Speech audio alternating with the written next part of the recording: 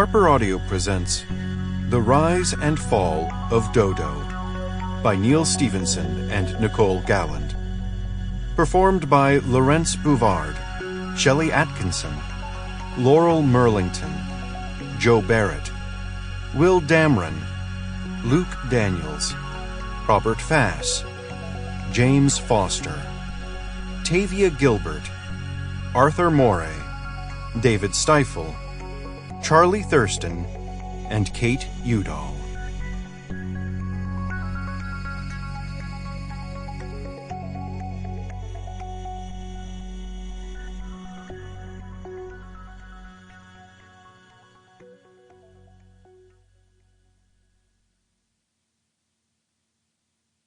Part 1.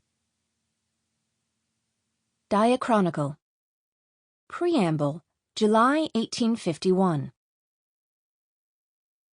My name is Melisande Stokes, and this is my story.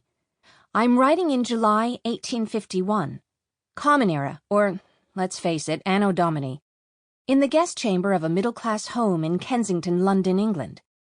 But I am not a native of this place or time. In fact, I am quite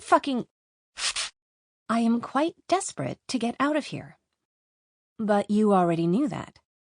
Because when I'm done writing this thing, which for reasons that will soon become clear I'm calling diachronical, I am going to take it to the very discreet private offices of the Fugger Bank, Threadneedle Street, lock it up in a safe deposit box, and hand it over to the most powerful banker in London, who is going to seal it in a vault, not to be opened for more than 160 years.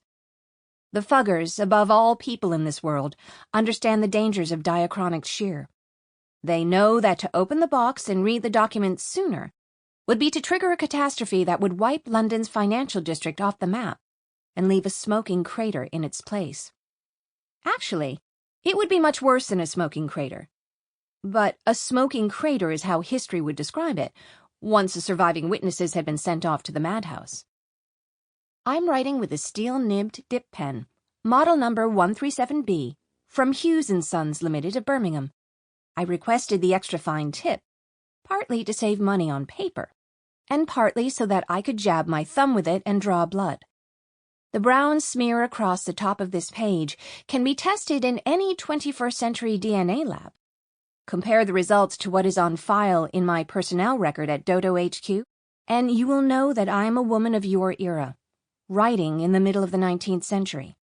I intend to write everything that explains how I came to be here, no matter how far-fetched or hallucinatory it may sound.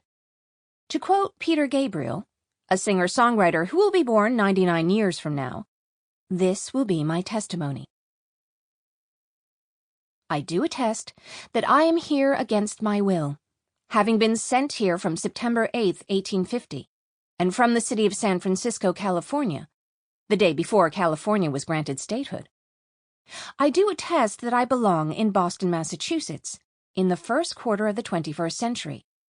There and then, I am part of the Department of Diachronic Operations, a black-budget arm of the United States government that has gone rather badly off the rails due to internal treachery. In the time in which I write this, 1851, magic is waning. The research that D.O.D.O paid me to perform indicates that magic will cease to exist at the end of this month, July 28th. When that happens, I will be trapped here in a post-magic world for the rest of my days. The only way anyone will ever know what became of me is through this deposition. While I have managed to land myself in comfortable, by 1851 standards, quarters with access to pen, ink, leisure time, and privacy, it has been at the expense of freedom. My host would not consider allowing me out of the house alone for an evening constitutional, let alone to seek out witches who might help me. One comment before I begin. If anyone from D.O.D.O ever hears this, for the love of God, please add corset makers to the list of abettors we need to recruit in any Victorian DTAPs.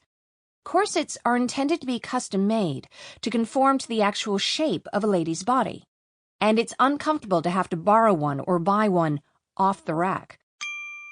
Sample complete. Ready to continue?